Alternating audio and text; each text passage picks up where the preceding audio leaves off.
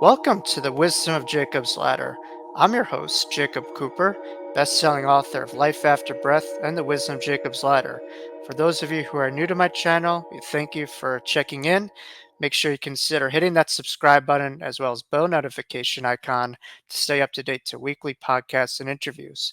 For those of you who have been here before, thank you for joining us again.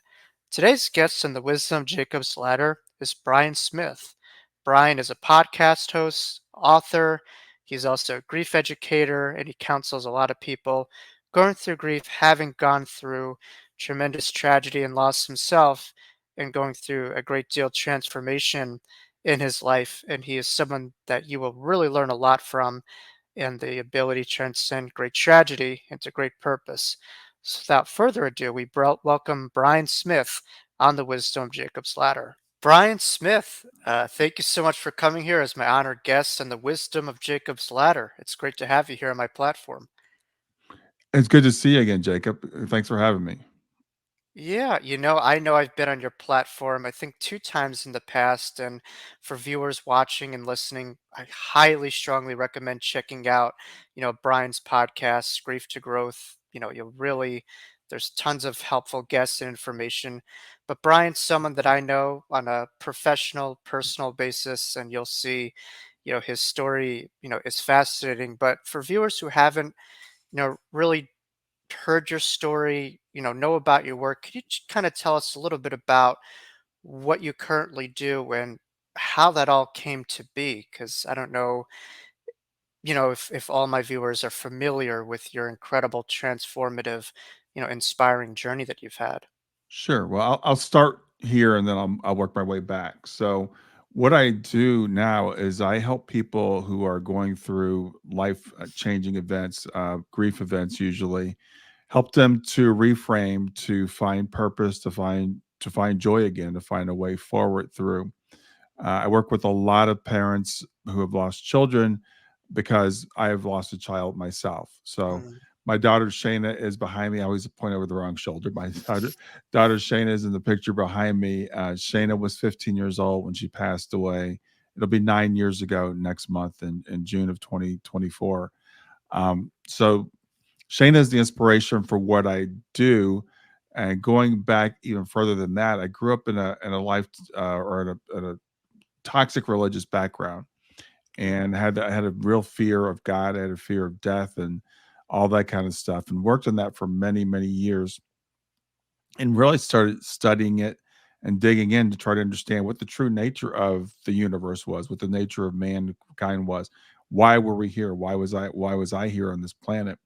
So spent a lot of years working on that on my own behalf because I used to have panic attacks over a fear of dying that I had. I had real fear of dying at an early age. It was strange. And then, as I said, Shayna passed away 9 years ago, and that's when I really had to dig in and really understand what it is I believe, why I believe it, and how do you move forward after something like this. Even knowing what I knew about, that we go on, that we continue, that we're more than just our bodies, it still made it very difficult to go on after Shayna. So I started Grief to Growth about 4 or 5 years ago, I guess, to kind of formalize helping other people that are going through the same thing. So that's what I do today. I work with people one on one. I have a online community that I just started, and I have a newsletter. So just trying to get the word out. The good news that you guys who have actually been to the other side come back and tell us, helping everybody understand that that's a very real thing. I think, and it's a common theme among many of my guests where it seems like purpose is at times found through great tragedy, but also reevaluating life, at times is found through that.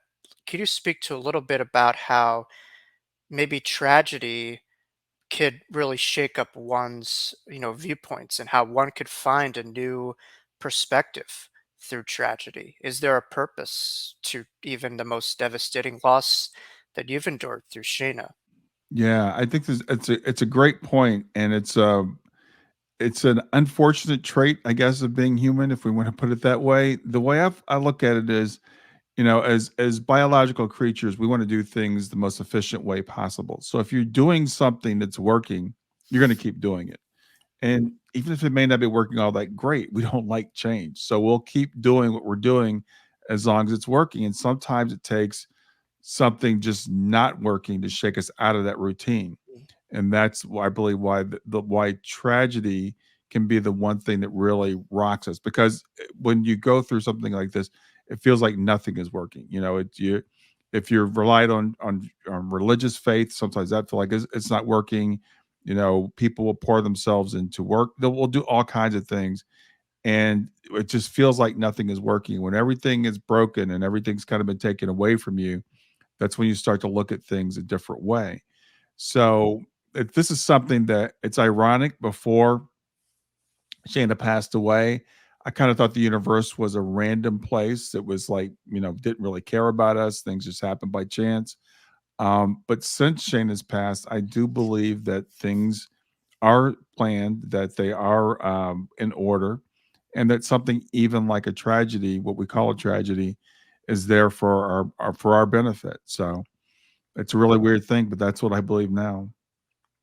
Remarkable to state, after, everything that you've endured to find some degree of silver lining firsthand. I mean, it's one thing for, myself who hasn't had this to say these things, but for you going through the tragedy that you endured to, move through in your own unique way and find some silver lining is just remarkable. How did you get to that place where I'm sure there was a very human part of yourself, but it seemed like you're describing like you had this spiritual perspective that helped guide you through this. Like, how did you get to that place? Yeah. Well, I wouldn't say it didn't happen overnight. It's been, as I said, it's been almost 9 years now. And when I'm talking to people and working with people, I have to be very careful to say, well, you can't just flip a switch and say, oh, okay, this was a great thing. Or I'm really glad this happened. It's not like that at all. And I still wouldn't even put it in those terms. It's a slow, gradual awakening. I remember it was probably 6 months or so, 6 months to 9 months after Shayna passed. I had my first medium reading, and the medium said, Shayna is saying that it had to be this way, that this was planned. And that was a shock to me. I'd never Wow. heard this concept before. And it was kind of funny because she said, I'm glad I'm on the phone with you because you probably smack me if we were in the same room, because that's not something anybody wants to hear Mm, when you go through something like this. But once you start to hear that message over and over again, and I kept hearing it, I started questioning, like, well, what if this is really true? mm, And another big event, I remember I was at a Helping Parents Heal conference, and imagine there are like 500 parents at this conference, and Suzanne Giesman was there, and she was channeling her spirit guide Sanaya. And the parents, we were asking, like, why did this happen to us? What did we do wrong? All those types of things, all those human questions. And Sanaya, to paraphrase, was kind of like, you see this as a tragedy. We don't see it as a tragedy from this side, because everybody's got a plan. When you mm, come in, you have a plan to go back, and everything, basically happens for a reason. So I remember that was another big moment for me that kind of sticks out. And then just hearing over and over again, and then starting to just look around as I age and things happen. And I think this was a terrible thing. Like when I got fired from a job, the first time I got fired from a job, mm, that sounds like a terrible thing, but it turned out to be a great thing. So it's life experience, I think. And another thing, just to wrap this up, is this is what I happen to believe, but whether you believe it or not, the fact is you can make a silver lining. You can find purpose out of something that happens. You can use it to inspire yourself. You can use it to grow. So it's a belief to believe that it does have a purpose, but it also is a human trait that we can actually make things have a purpose. We can find purpose in things. mm. Beautifully said. And um, I'm curious for yourself because I know a lot of people have perspectives towards grief within the spiritual community. Could two things be true from your perspective? Where, on one hand, you could have a lot of this awareness, but on the other hand, you could also have a very raw, visceral human reaction still occurring. Is that, possible, and is that helpful for people to, Yeah. experience? Absolutely true. Yes. The answer is absolutely yes. And I'll never forget, I was listening to Dr. Mary Neal share her near death experience. And her experience, she'd been to the other side and come back. And she had been told her son was going to pass at an early age. I believe she thought it was going to be before the age of like 18. And this was like 10 years out. Mm, And so she comes back with this knowledge, and she's holding this knowledge, and she doesn't want to share it with anybody, but it's a terrible thing, of course, right? And when her son and she and her experience had been shown like how everything works together, how mm, everything has a purpose, how things ripple out to the 35th degree, I think it was.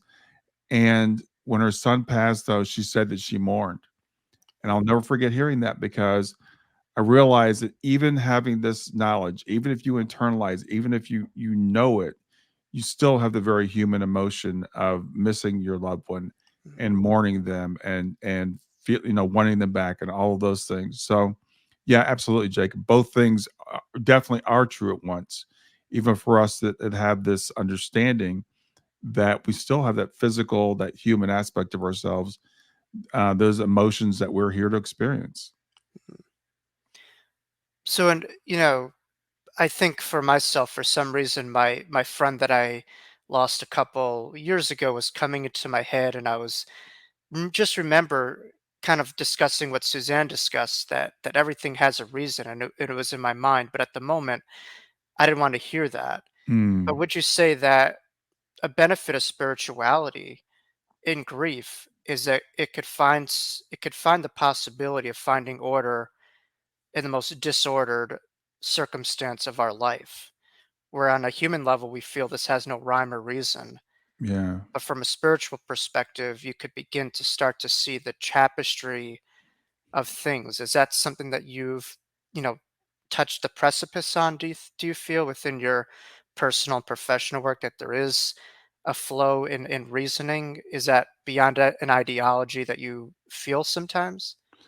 Yeah, well, there are two aspects of us. There's the human, the biological side of us, and then there's that higher or spiritual part of us, and sometimes they're often in tension. So yeah, it's interesting because I'll never forget Suzanne Wilson saying to me that on that first reading. She's like, "I bet you want to smack me right now." And it's like, because your human side doesn't want to hear that. Mm, You don't want to hear there's order in this. You don't want to hear that this is planned. You don't want to hear this is for your own good.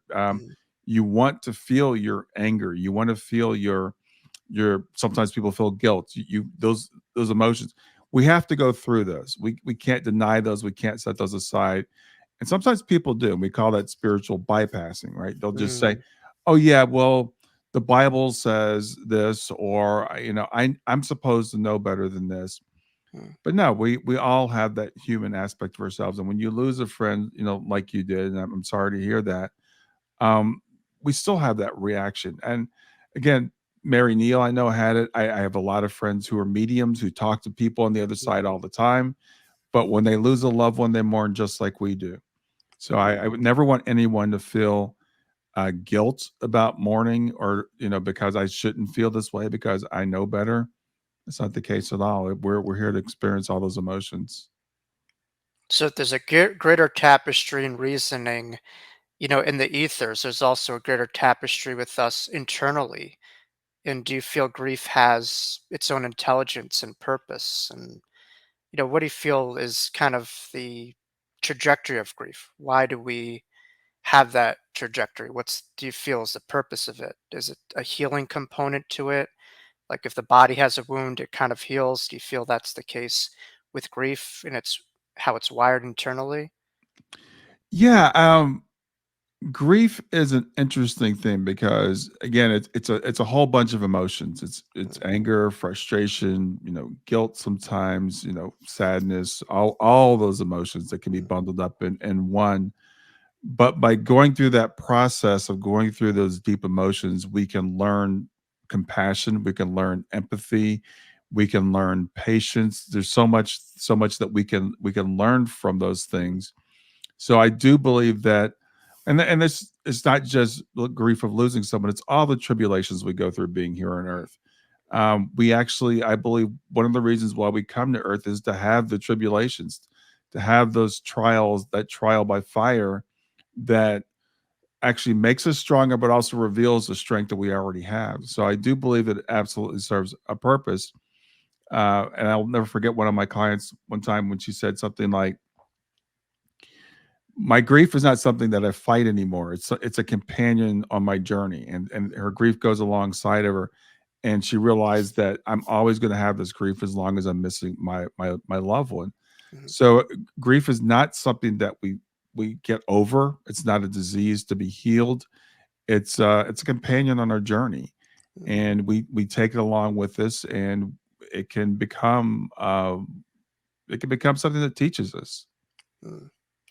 Yeah, it's kind of like they say, as long as they're in their minds and our hearts, we're connected, and grief is that connecting point when it comes to a loss of a loved one. Hmm. And sometimes there's pathology or stigma associated with grief or negative feelings, but from what you're speaking, it's transformative, but it could also forever connect us, to that person. And it doesn't always have to be morose or negative. It could be quite loving and beautiful too, from what I gather you're saying, right? Yeah, well, the grief changes. So there is that. It's funny because in helping parents heal, we don't really like the term bereaved, because Mm, bereaved indicates that morose, that deep sadness, that all this, and there is that phase. We do go through that phase, but mm, when I say grief, my grief has morphed, it's changed. Now, do I still miss my daughter? Absolutely. Would I like to have her back? Yes. Do I think about her every single day? I do. mm, But I like what Joe Biden said about, like, he said at some point you will come to the point where when you think of them, it'll bring a smile to your lips before it brings a tear to your eye. And I mm, think that's such a beautiful thing, because it acknowledges that it will still bring a tear to our eye. We'll still feel sad, mm, but my first thought when I think about my daughter is I think about memories. I think about the fact that I'm going to see her again. I think about our connection. And I do still have that longing as well. They're, both those things exist at the same time.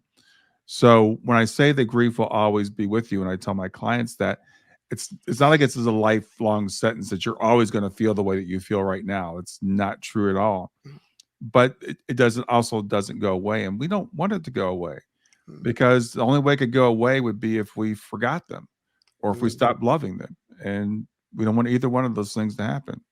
mm.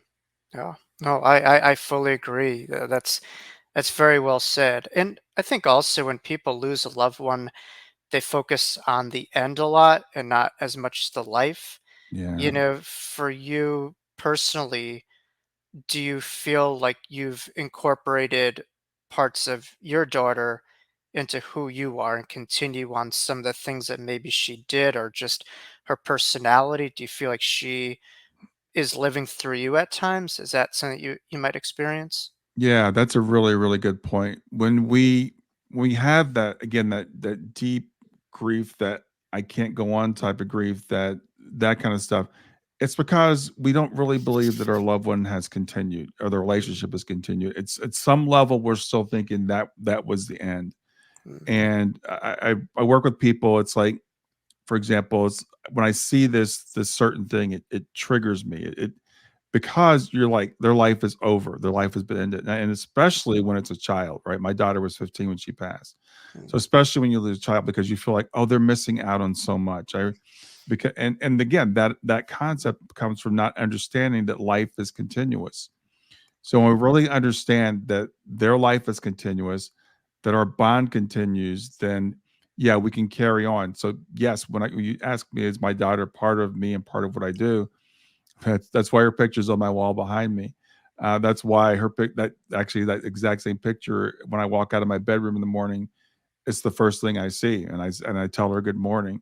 mm, She's the reason for for what I do. So keeping that person present in your life, I think, is really important. mm, In the old model of grief, they would tell you get over it. Mm, They're gone. Accept reality. Accept the fact that you're never going to see them again. It's time to move on. mhm, And I hate the phrase "moving on." What we like to I like to talk about is moving forward. mhm, So not only did Shayna not end on that day, or did my relationship with her not end on that day, but and not only will I see her again, but she's with me even now. mhm, So again, this is a mindset that I try to maintain, and that I literally work every day on trying to keep reinforcing that in my mind. mhm. Beautiful. And I see her smiling face right behind your shoulder. And I know through, and I'm sure many of my viewers know that through, listening to evidential readings, they want us to remember them in their pinnacle, in their Mhm. prime, in their most joyous moments, physically, emotionally, just the pinnacle. And for you, it seems like you're doing that, and that's been helpful. And hopefully for viewers too, we could have that picture, that image of our loved one and keep that versus maybe, if there was tragedy involved, or if it was a slow process, that's not how, they want to be remembered. They want to be remembered, in their, greatest moments. So Mhm. I I agree with that sentiment. I wanted to just kind of scale back on your personal journey because it's profound, and I'm sure many of my viewers will garner inspiration. But you mentioned that you came from, I don't, I mean, I'm trying to best describe your background, but it might have been, maybe more of the religious, or was just like a toxic belief systems that you've had. Mhm. At what moment were you able to just let that, go and kind of come into a new set of belief systems? Was there like a turning moment that you saw, like, you know what, this kind of God that I've been taught, there's maybe room for something else, and it doesn't have to be this way? Like, could you point to a moment that created that shift, or where was there just accumulation of things? Yeah, well, both. It started when I was I never remember, when I was a little kid. I mean, probably 4 or 5 years old, and they were telling me that this stuff about like heaven and hell, and only Christians can be saved. And Mhm, by the way, only certain types of Christians, because Catholics weren't. We weren't sure about Baptists. And my grandfather was the pastor of my church, and my parents took me to Sunday school every week. So that was my background.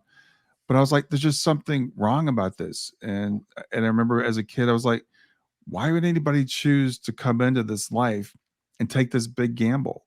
mhm, Why would you choose to risk eternal damnation? It's not worth it. And this was when I was very, very young. So it never sat right with me. And I never felt like I could love this God that they were telling me about. But mhm, of course you had to love God, because otherwise he would send you to hell. So I pretended to love God for a very long time. But there was one moment became very real for me. I have an uncle who was gay, and he was murdered. wow. And I remember talking to my brother, and my brother made a comment, something like, "Isn't it a shame that he's in hell?" or something to that effect. And it just that was the moment where I was like, "Okay, this is ridiculous. This is like one of the best people I've ever known in my life. The church won't accept gay people, so you're damned if you do, you're damned if you don't, kind of situation." And I'm like, this doesn't make any sense. So that's the point where I started like, and this was before the internet actually. So I started going to the bookstore and finding every book I could find. And I remember reading a book called "What the Bible Really Says About Homosexuality." Mm, And I read this book, and I'm like, oh, there's a different way of looking at this.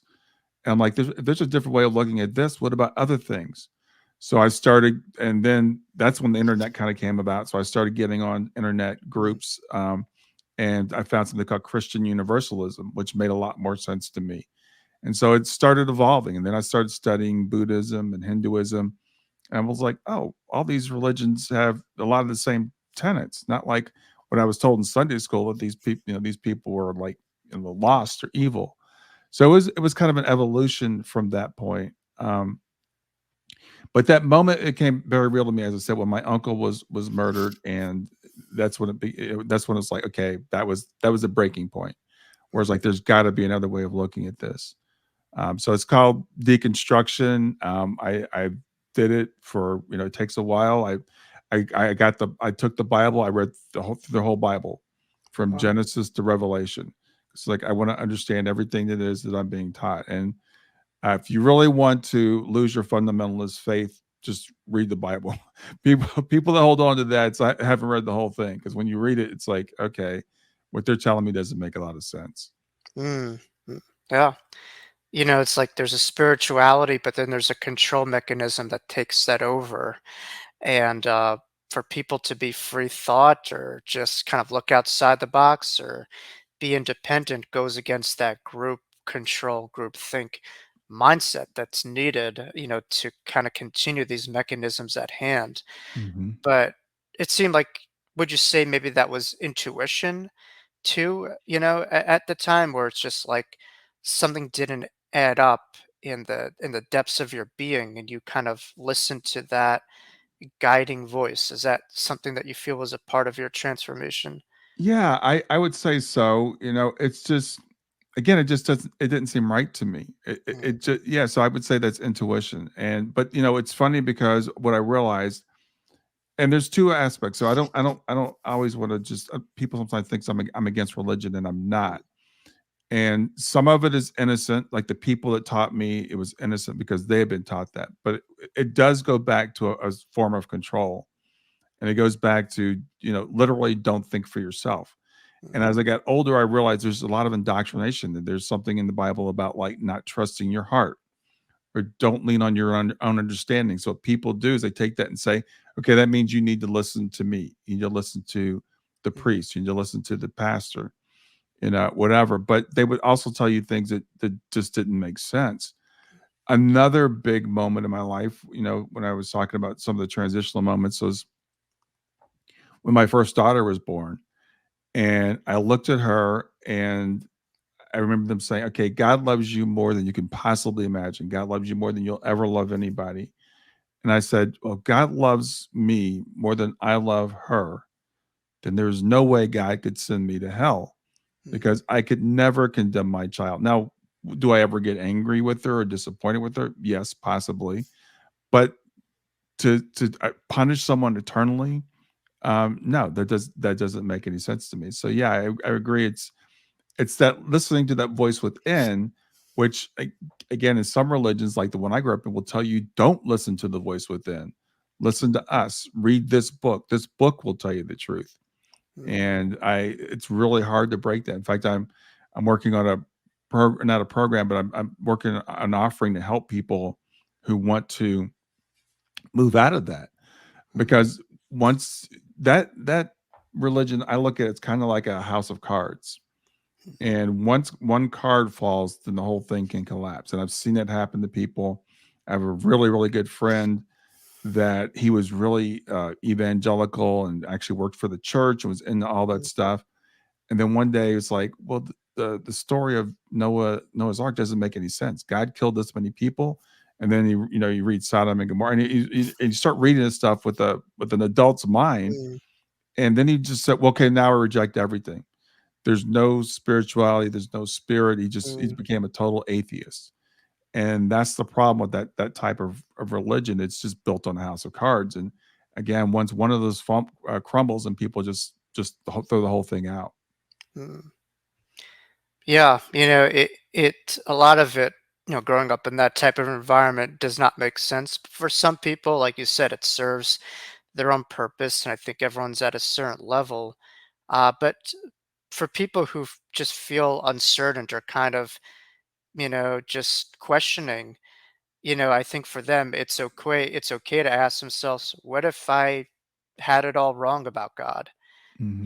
What if there's maybe a possibility that what I've been taught doesn't encompass, the entirety of it all, or is not reflective, which does require a lot of vulnerability and humility, which is Hmm. certainly lacking, amongst many. But, the curiosity components seem to be um, a saving grace in your situation, combined with things just not resonating or adding up. And for my viewers, maybe could you kind of speak some words to help them move the needle of maybe their own stagnation? Is it okay to change? What kind of rewards could you have for Yeah. making a shift in your life from your personal journey? Well, first of all, you have to understand you've been indoctrinated. There's a book I read many years ago by a guy named Martin Zinder. One of the books he wrote was called How to Quit Church Without Quitting God. Because people will tell you if you step away from this, you're stepping away from God. And I still think that to this day, I was like, okay, is this blasphemy? I'm reading this book about, quitting church. But he in one of the chapters, he compares the modern church with a cult. And Mm, just a analysis. These are the 20 points that the cult has. You figure it out. Does the church fit this? And one of the things that really stuck out to me was this indoctrination that you're either in or you're out. You're one of us. You're not one of us. And the love bombing, as he calls it. So if you do the right things, we will love you. If you don't, we're going to kick you mm, out. And so a lot of people, if you, I would say, think about it. Is your church a cult? Is what you mean taught? Again, I'm not saying Christianity is a cult. It's not, but some people have turned it into that. mm, And think about, does this resonate with your heart? Does this make sense to you? And I would do thought experiments with people. I would say, let's take the worst person ever. And everybody always goes to Hitler. And let's say that you have a chance to punish Hitler for what he did. How long would you punish him? Would you torture him for a year? Yeah, probably. Would you torture him for 10 years? Maybe. Would you torture him for 100 years? Okay. Would you torture him for eternity? I mean, literally forever. Or would you just at least finally let him die? mm, Would you do that? And I don't know of anybody that says, yeah, it would be worth punishing someone eternally, but that's what my religion taught. mm, So take some of those extremes. We were taught that you're born in original sin, that mm, because of Adam's sin, it's been passed along to you. Okay, well, that means babies are born in sin, and there's some religions that actually teach if that baby's not baptized in time, it's going to go to hell. So they practice child baptism. And then my church, we didn't do child baptism, but they came with this concept called the age of accountability. mm, And I'm like, but that's not in the Bible anywhere. But that was their reasoning, saying it doesn't make sense for God to send children to hell. So we're gonna put this loophole in called the age of accountability. mm, But I'm like, but it's not in the text. So understand the text isn't perfect, and think about your own goodness, your own love, your own compassion, and could that be any greater than God's? mm. It's a good point. How could you have an all-knowing, all-encompassing, all-loving God and be greater than God? It's a fair, it's a fascinating point. But yeah, Yeah, just one it's yeah. one one other thing I want to say about that, because we were taught this doctrine that all sin is the same, that and I'm like, I tell people that would be like if you went to in front of a judge, and the only sentence that judge ever gave out was capital punishment. Mm, You had a speeding ticket, okay, off with his head. You looked at someone the wrong way, off with his head. That's where that doctrine goes. So again, taking some of those extremes, just thinking about how much of those make sense. yeah, no, it's okay to ask and to question what certainly we've been taught, and for you, it seems like you've been able to do that with death itself, where that was once, as you stated, like a big fear of yours that you've had. And Mhm. from studying all that you have, how do you look at the afterlife and death right now? What's your kind of hypothesis or knowing or theory on death? Would you say from all that you've gathered and studied? Death is a natural part of life. It's part of the cycle of what we come Mm, here. We come here for a period of time. It's a short period of time, and nobody lives forever. Nobody lives in the body forever. And again, I remember being taught that death is a result of sin when I was a kid, and I'll never forget when my grandfather died. I was like, "Oh man, he's like the most righteous man I know." Why did he die? Um, even Jesus himself did not live in the flesh forever. So death is clearly planned to be part of life.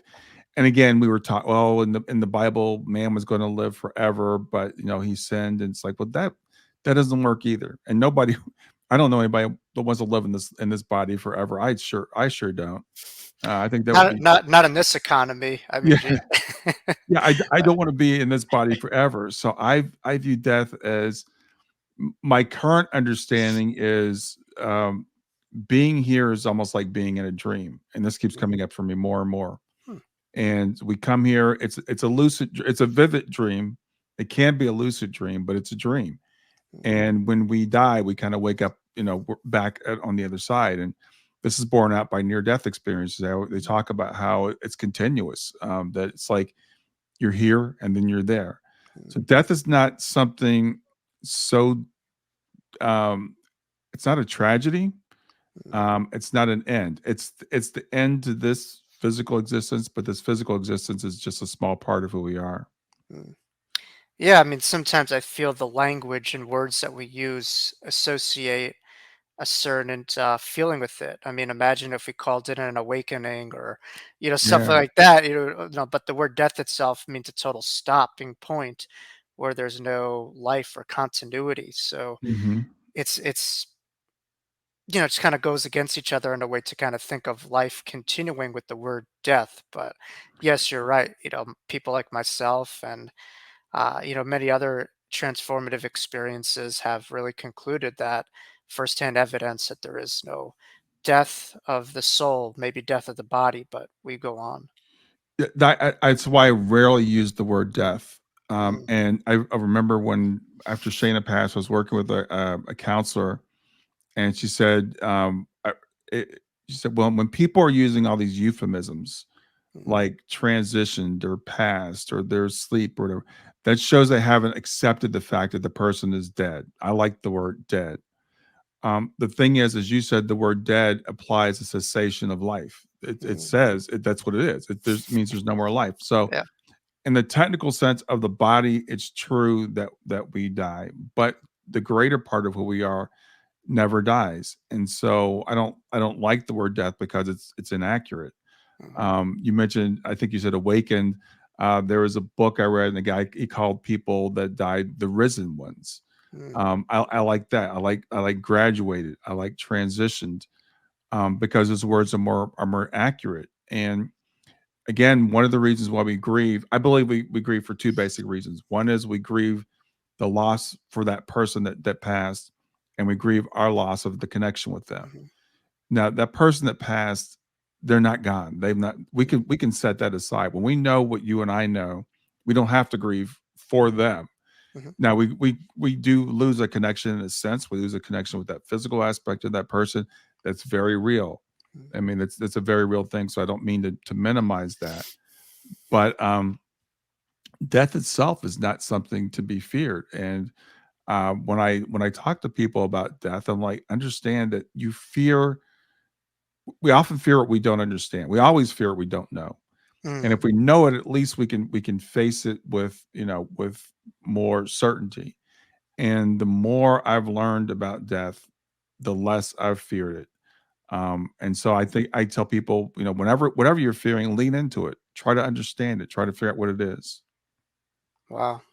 Beautifully said. And yeah, so many people would rather be kind of where they are versus taking that leap of faith or going out on a limb and trying maybe a new perspective. But that's essential, Mhm. for our ability to really adapt and migrate. Like I always allude to Eckhart Tolle when he speaks about how when animals are in a field and there's a famine or there's not water, they don't just kind of sit there. They adapt, they migrate, they go somewhere else. But as human Mm. beings, for ourselves, we kind of sit in perspectives or situations and they're just not sustainable instead of finding maybe a new pathway, a different way. And it seems for you that was something that helped shed some light on one of the most abyss of a circumstance that one can adore, the losing of a child. Mhm. But there have been, I think the word crisis comes from like intersection or cross. There have Mm, been many crises in my life, and that is when we change.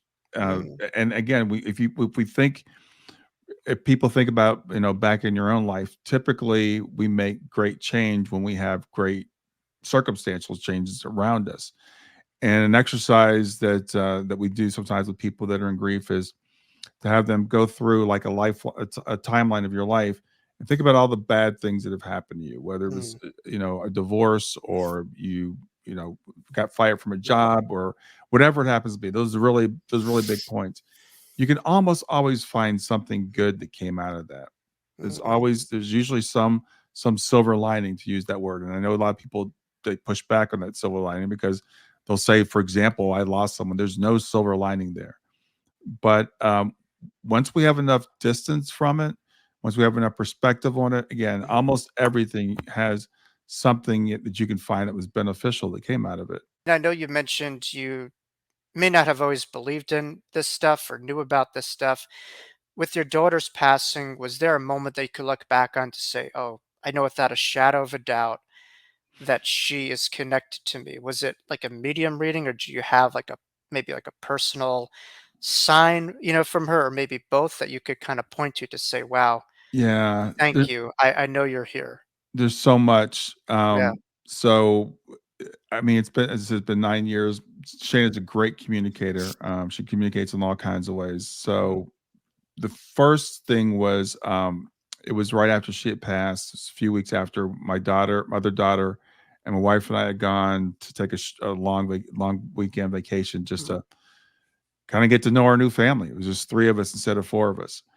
And I woke up that morning. I was in the hotel room, and it's just so weird with Shayna not being there. And I was like, mm, I've got to get through this day somehow, And I was obviously really sad. So I walk first thing every morning. So I went for a walk, and I said, Shayna, if you're here today, I'd like to find a dime. So it's like our sign's going to be dimes. And a few minutes later, or a couple hours later, I went back to the hotel room. We were getting on the ferry to go somewhere, and I get in the van to go to the ferry. And my wife and my other daughter get in the front seat, and I bend down to get in the back seat. And as I bent down, underneath the seat was like a single dime. mm. And Wow. I was like, and again, I'm an engineer, so I'm thinking, okay, what are the chances that it would be there? What are the chances I got in the back Right. seat? It's a dime. It's not a quarter. It's not a Mm, penny. So that was one of the big signs. And one of the most incredible signs Shani gave me, I have a podcast, and one day I was looking at my phone on my podcast on the app, and all of the cover art had changed to a picture of Shayna. The same wow. picture of Shayna. It was a picture of Shayna from when she was like 2 years old, one of my favorite pictures of her. And I'm like, how is this possible? And then I'm Mm, like, okay, this is all over the internet. This is going to be weird. People are going to wonder, mm, why is this cover art, this picture of this baby building with blocks? So I get on my computer, my desktop, and it's not like that on my desktop. And when I went back to my phone, there's this picture of Shayna. So I took screenshots of it, because I tell people now, it's like, if I didn't have screenshots, I wouldn't believe it myself, because I don't understand how any of that happens. mm, But yeah, synchronicities, all kinds of stuff. All the things you hear about, finding feathers and coins and lights going on and off, all those things, Shayna has done. So those are a couple. Also, medium readings have been very, very helpful. I've had amazing readings with mediums. mm, And what's really wild for me is when two mediums tell you the exact same thing. mm. So that's happened where someone described Shayna as, I said, I see her like with her arms out and her head back, her eyes are closed, and she's spinning around in circles like a little kid does. But Very specific image. very Yeah, specific. yeah. So, I think it was Carolyn that, I can't remember which one told me that first, but I had 2 meetings within a few weeks describe Shayna in the exact same way, Mm, and I'm like, that's something that's pretty amazing. mm. Um, and I've had readings that were actually predictive, things that are gonna happen in the future. Wow. So, between all of that, I know that Shayna's with me, and we have a connection. She has told me through mediums that she helps me write. She says she's a better writer than I am. So she helps me write, and she inspires me to do everything that I do. Which is saying a lot because we'll get into your book, in a bit. But you're a tremendous author. Those who listen to your podcast know you're a tremendous communicator. So she must be competitive, or maybe she Oh was yeah. just some world class writer too. But I don't know. Oh, she's a fantastic writer. It's interesting because not too long after she passed, I found some things she'd written about some really profound stuff, and yeah, she's a great writer, and she's a great communicator. So Mm, yeah. uh, absolutely. No, grief, I certainly believe is personal as our dynamics with each person is, as life is. Hmm. But, I certainly think, and I know you mentioned the 5 stages of grief and stuff like that, gives a basic framework, a general perspective.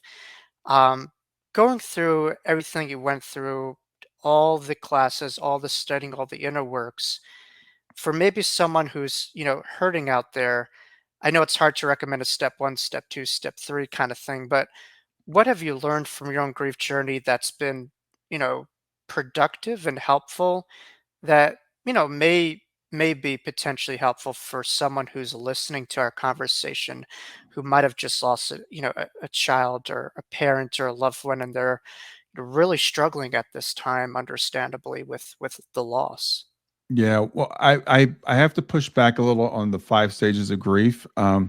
Yeah, no, I'm not a fan either. I just, Yeah, it has a lot of, you know, it's yeah, interesting because it was the 5 stages of death and dying originally, and I did study with David Kessler, and it's funny because I was waiting for somebody to bring it up because he's talked about it because he worked with Elizabeth Kubler Ross, sure. and I won't, I'll let him speak for himself when it comes to that. Grief is not orderly. It doesn't go anger, Mhm, denial, guilt, whatever, acceptance. It doesn't go that way. It's more like this. mhm, And instead of 5 emotions, they're more like 30.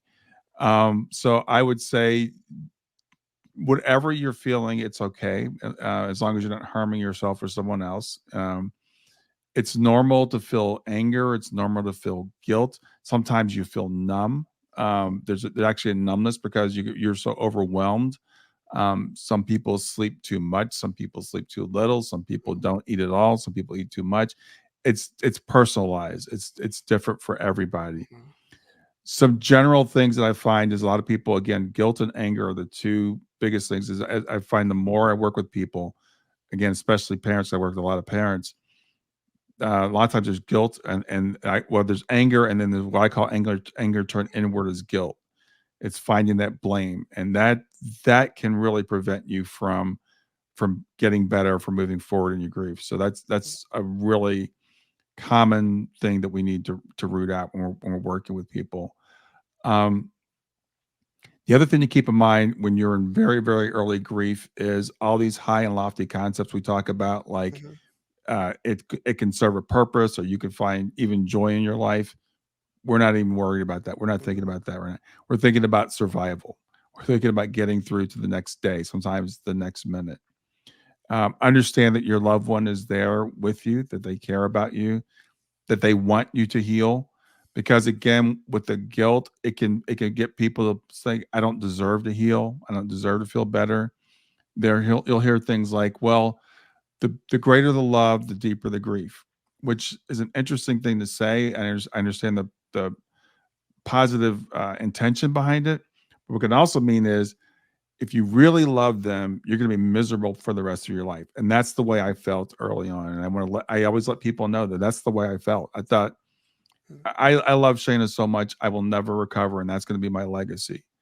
That's not what your loved one wants for you. They don't want you to do that. They don't want you to think about their last moment. You mentioned earlier, sometimes we get stuck on how they transitioned, mhm, whether it was sudden and tragic, we get focused on that moment, mhm, or whether it was lingering, they were sick, and we think of them as always being sick.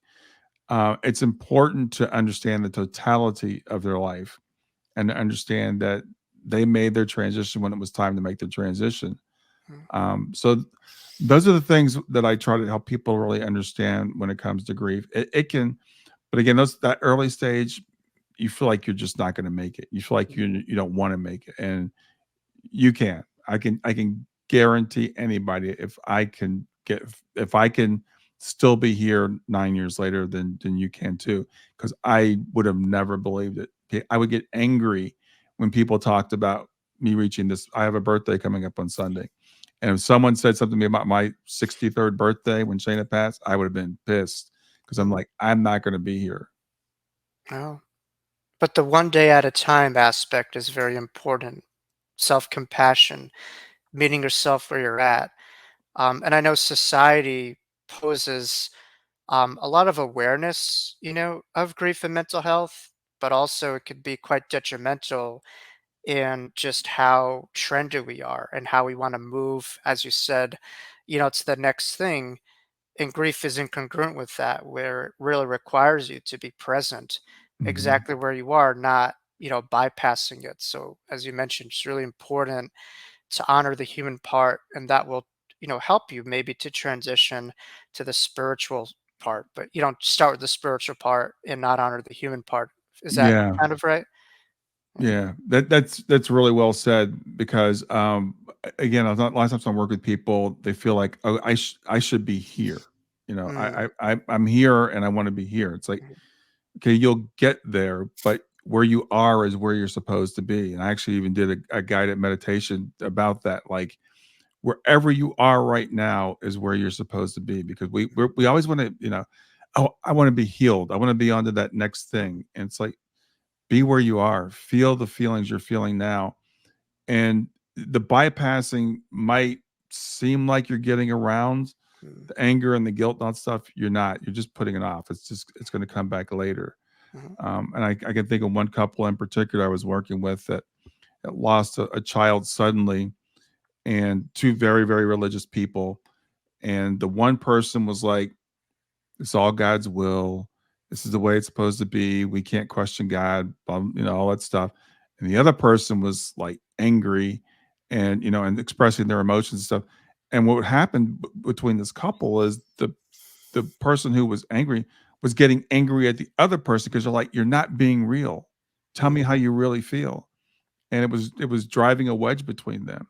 mm, So it's important to be transparent, to be real. mm. It's a very real, visceral circumstance in life, and need to match that with emotions and Yeah. real, emotions. I'm a big fan of Jesus. I'm not. I don't identify as Christian anymore, but I tell people like Jesus. One of my favorite verses in the Bible. There's a few of them. Is Jesus wept? Mhm, Just those two words.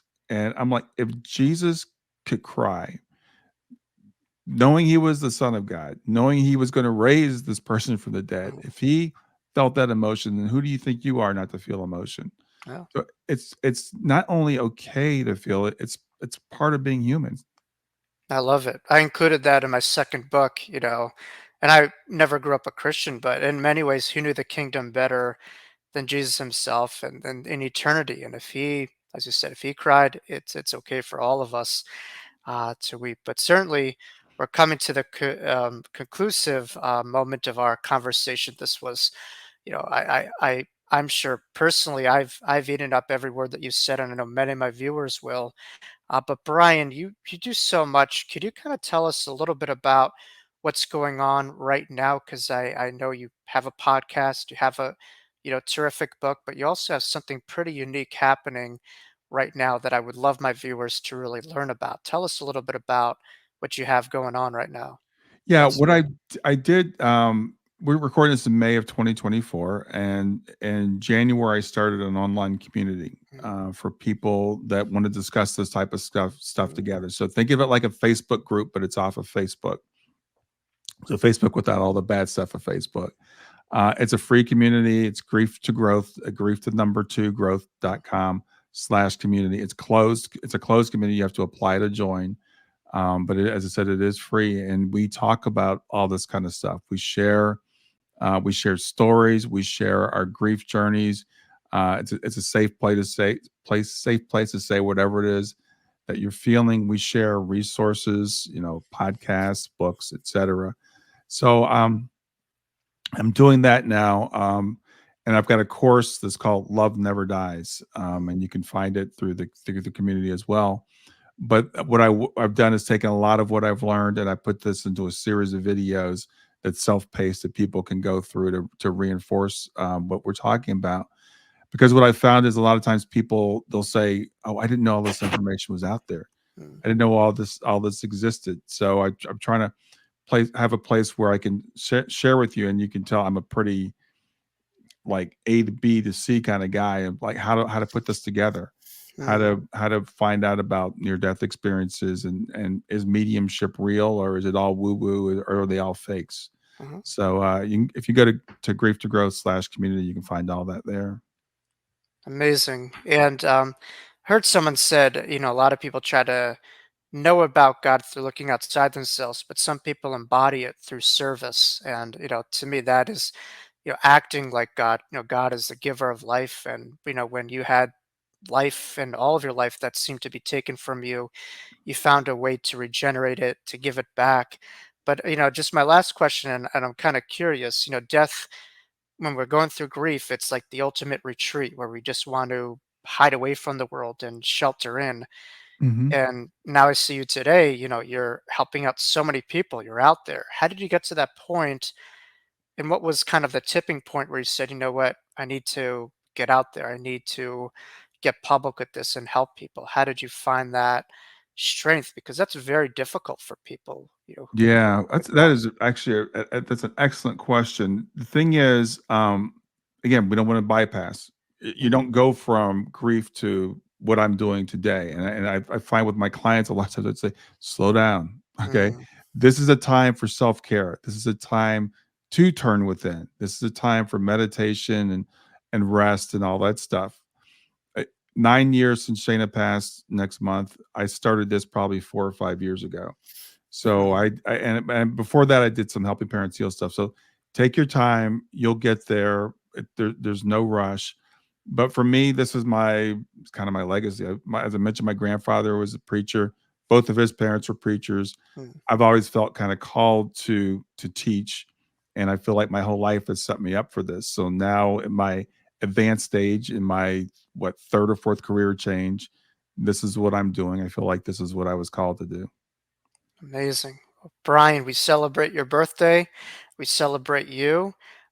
If someone wanted to reach out to you for maybe, an individual service, or to purchase your book or to get in touch with you, what's the best way, to find all things Brian Smith?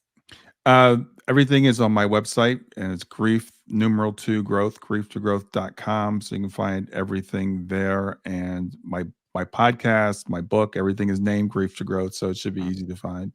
yeah. Any events coming up for you? Like, I know you have the online community and stuff like that, but do you have any other speaking engagements coming up or any cool things happening, in the pipeline? Yeah, I'll be at Helping Parents Heal this year. So I'll be at Helping Parents Heal in August. And speaking engagements, they pop up here and there. I don't have anything else planned right now. One thing I do want to do that's coming up in the group, I wanted to start doing, or in the online community, I wanted to start doing groups, but that hasn't started yet. Mhm. So a lot brewing and a lot going on. You keep yourself busy, and we certainly benefit from your work. Well, Brian, thank you so much for your generous time. This is great talking to you. And if you ever want to come back here, you're welcome with wide open arms. I'd love to. And, you really inspire me. And I know so many listening, I'm sure you've moved the minds and hearts of many who are tuning into our conversation today. Thanks, Jacob. Brian Smith, thank you for being my guest here in the Wisdom of Jacob's Ladder. Okay. Well, that was a wonderful conversation with Brian. I am always left inspired speaking with him and learned a great deal. And I am sure many of you are moved and left with a lot of helpful information after the course of our conversation. So thank you all for tuning into the Wisdom of Jacob's Ladder, and we'll see you next week on our show. Thank you.